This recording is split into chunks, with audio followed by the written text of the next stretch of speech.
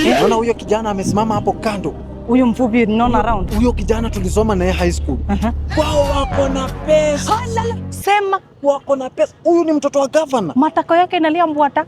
Mbwata ni mtoto ya governor. Sasa ananiambia nimtafutie msichana mjenge. Si wewe uleta rafiki yako mmoja tumlink na yeye. Ati rafiki yangu.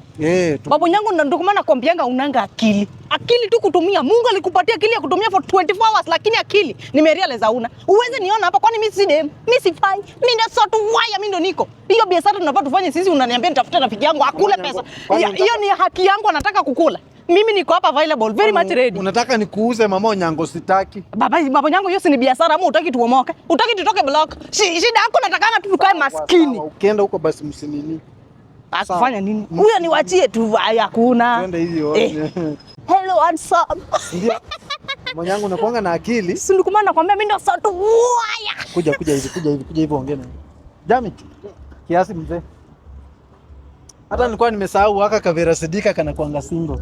Haka ka ambarei ni nini ka Aziad na Isenya. Nani huyu ama? Huyu ni Vera Sindikiza. Lakini sasa unitafutie dem. Sitaki watchman, sitaki bodyguard. Tafutie dem. Wewe nao unajifanya ni nini? Sisi ndio tuko. Kwani wewe unioni? Hello handsome, I can protect you from any danger.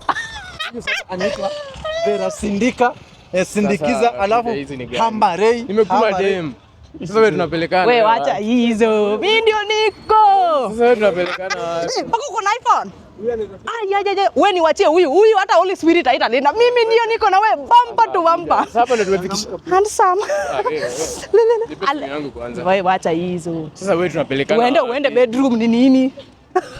Mimi ndio niko. Mimi ndio sort wire. Baadaye naitwa sort wire aka Mama Onyango.